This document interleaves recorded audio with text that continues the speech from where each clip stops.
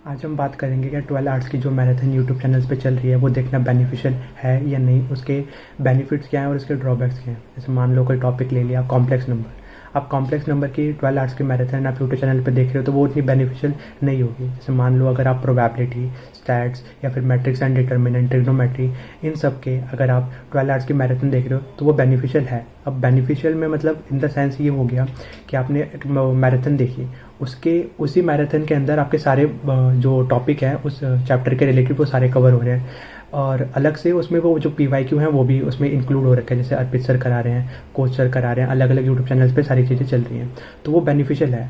अब दूसरे साइड आप कोई ऐसे टॉपिक को ले रहे हो, जैसे आपने PNC ले लिया या फिर बाइनोमियल थ्योरम ले लिया, जिसके मतलब PNC के 5-6 क्वेश्चन आ गए, बाइनोमियल थ्योरम के 1-2 क्वेश्चन आ गए। आप उस पर इस टाइम पे जो 1 महीने से भी कम टाइम है उस पर अपना जो टाइम है वो स्पेंड करें। इसके बदले आप प्रोबेबिलिटी पे करो, प्रोबेबिलिटी के 10 से 12 क्वेश्चन आ रहे हैं, स्टैट्स और प्रोबेबिलिटी दोनों मिला के उसके 20 क्वेश्चन आ रहे हैं, स्टैट्स के भी 10 के और 12 क्वेश्चन के बीच में आ जाते हैं, मैट्रिक्स और डिटर्मिनेंट उसमें भी 10 क्वेश्चन आ जाते हैं, ट्रिग्नोमेट्री इसमें भी 10 क्वेश्चन आ जाते हैं। सीक्वेंस एंड सीरीज जो होता है उसमें मतलब सीक्वेंस एंड सीरीज के क्वेश्चन हो जाते हैं, उसमें कोई दिक्कत नहीं होती। थोड़े क्वेश्चन बस थोड़े घुमाए होते हैं, मतलब जो वैल्यूज जो आती है उनको सेटिस्फाई करके देखना होता है, ये सेटिस्फाई कर रही है, क्वेश्चन ने क्या दे रखा है, उस हिसाब से सीक्वेंस एंड सीरीज के हो जाते हैं, उसमें कोई दिक्कत नहीं होती। और कॉम्प्लेक्स और क्वाड्रेटिक की जो बात हो गई, कॉम्प्लेक्स और क्वाड्रेटिक वो भी ईजी होता है। उसमें क्वाड्रेटिक में तो बस यही हो गया, आप कोई वैल्यू लेट कर लो, वो इक्वेशन में पुट करो, उससे वो वैल्यू आ जाती है। की वैल्यू को सिलेक्ट कर लिया, जो इक्वेशन दे रखी है, इक्वेशन के टर्म्स में कॉन्जिक्यूटिव दे रखा है, 1 और 2 लेट कर लिया तो वो हो जाता है। और जो कॉम्प्लेक्स नंबर होता है वो तो सिर्फ 11th का बेस का ही होता है, उसमें कोई हायर क्वेश्चन नहीं आते कॉम्प्लेक्स नंबर में। कभी कॉम्प्लेक्स नंबर और मैट्रिक्स और डिटरमिनेंट मिला के दे देते हैं तो उसमें जो सारा जो ओमेगा वाला कॉन्सेप्ट यूज होता है उसके अंदर ज़्यादातर ओमेगा वाला ही होता है, उसमें वो क्वेश्चन ईजिली हो जाते हैं। अब जैसे मान लो आपने इंग्लिश करी हुई है, आपने अच्छे से करी हुई है, आप सिनोनिम्स और एंटोनिम्स के वन शॉट देख रहे हो तो वो बेनिफिशियल नहीं होंगे, क्योंकि उनको आपको याद करना पड़ेगा। बट इसके बदले आप जो ग्रामर वाला पार्ट है उसको देख रहे हो तो वो बेनिफिशियल है। वही आप हिस्ट्री आप तक आपने मतलब NDA के लिए हिस्ट्री नहीं पढ़ी अब तक, अब लेकिन आप 12 आर्ट्स की मैराथन देख रहे हो हिस्ट्री की, तो वो बेनिफिशियल नहीं होगी, क्योंकि आपको वो देखनी, आप उसको देखोगे वो आपको याद रहेगी नहीं रहेगी इसकी कोई गारंटी नहीं है। लेकिन आपने पहले से पढ़ रखी है, आप उसको रिवाइज करना चाहते हो जल्दी से, 2x पे देखो उसे तो वो जल्दी से वो याद हो जाएगी।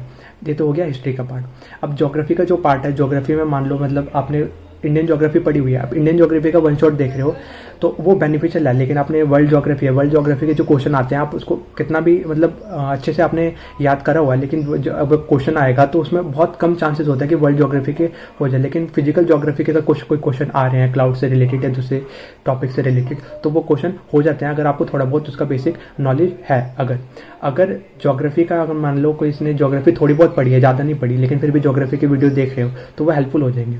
अब रही साइंस की बात, साइंस में क्या होता है मेनली अगर आप जो PYQs हैं उन पे ज़्यादा ध्यान दो तो वो ज़्यादा बेनिफिशियल है। PYQ से क्या होता है कि सारे कॉन्सेप्ट्स कवर हो जाते हैं। PYQ में अलग अलग वेराइटी होते हैं, आप CDS के करो, आप NDA का करो, तो दोनों सब में बेनिफिशियल है। कभी CAPF के भी क्वेश्चन, साइंस के जो क्वेश्चन है वो भी अच्छे आते हैं।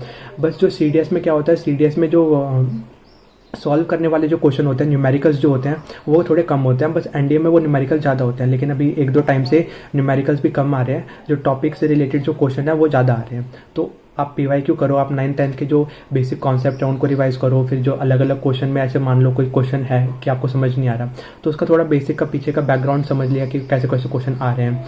बायोलॉजी हो गया, केमिस्ट्री हो गया, इनके मिला के 50 क्वेश्चन आ रहे हैं। अब ड्रॉबैक यहाँ पे ये आता है आपके GAT वाले सेक्शन में 150 क्वेश्चन है। अब 50 क्वेश्चन आपके डायरेक्ट सीधा साइंस वाले पार्ट से आ रहे हैं, लेकिन जनरली हम ज़्यादा फोकस करते हैं अपने GS वाले पार्ट पे, हिस्ट्री हो गया, पॉलिटी हो गया, इकोनॉमिक्स हो गया और हिस्ट्री हो गया। अब पॉलिटी और इकोनॉमिक्स अगर हम कर रहे हैं तो ये कभी धोखा नहीं देती, मतलब भले ही इनमें क्वेश्चन कम आते हैं, जैसे मान लो पॉलिटी में आ गए 3 या 4 क्वेश्चन आ गए, पॉलिटी के अंदर वैसे 5-6 आ जाते हैं नॉर्मली, 3-4 क्वेश्चन आ गए तो ऐसा क्वेश्चन नहीं है मतलब जो आपने पढ़ा हो उससे बाहर आ जाए। जो पॉलिटी के जो क्वेश्चन होते हैं वो फिक्स रहते हैं। इकोनॉमिक्स में हो गया 5 ईयर प्लान पढ़ लो, 5 ईयर प्लान के अलावा कुछ आता ही नहीं है इकोनॉमिक्स के अंदर। अगर कोई बाहर से आ गया तो फिर उसमें क्या ही कर सकते हैं, वो तो सबके लिए अगर कुछ अलग से आ गया।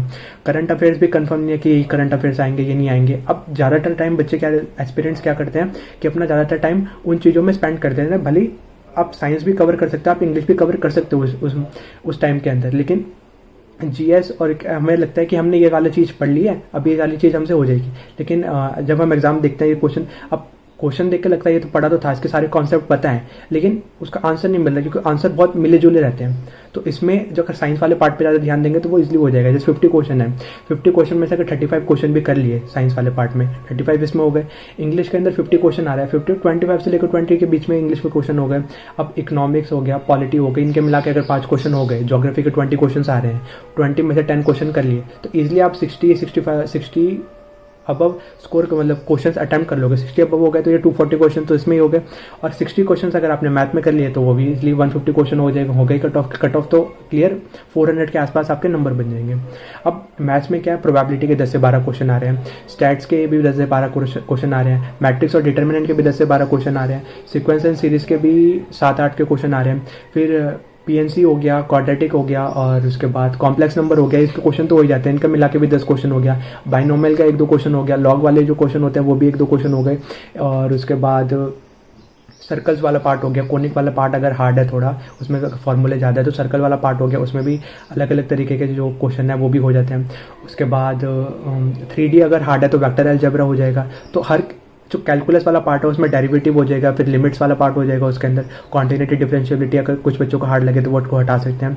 तो इन शॉर्ट चीज़ें तो बहुत सारी हैं, लेकिन अगर थोड़ा सा ही पढ़े तो थोड़े में से सबसे ज़्यादा नंबर हमारे आ रहे हैं, उतने क्वेश्चन अटेम्प्ट कर पाएंगे।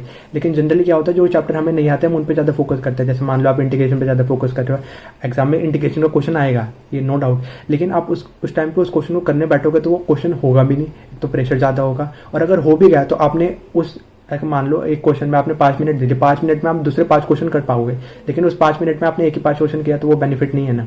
तो इसलिए आप ये देखो आपकी प्रायोरिटी क्या है, उस हिसाब से अपने सिलेबस को डिफाइन करो कि इतने इतने मैं करूंगा, इतने इतने मेरी चीज़ें हो जाएंगी। अब ऐसा नहीं है कि ये चीज़ मैंने फॉलो करी है तो सिर्फ ये मेरे ऊपर ही लागू हुई, या मेरा माइंडसेट अलग है। सबका माइंडसेट एक जैसा ही होता है, बस सबको प्रायोरिटीज से डिवाइड करना होता है। अब 4 से 5 लाख बच्चे एग्जाम भरे, फॉर्म भरा सबने, सिर्फ 7,000 या 8,000 बच्चों के पास कॉल अप लेटर क्यों आता है? क्योंकि वो प्रायोरिटी करते हैं कि ये पढ़ना, ये पढ़ना, ये पढ़ना, तभी चीज़ें डिफाइन होती है। Thank you.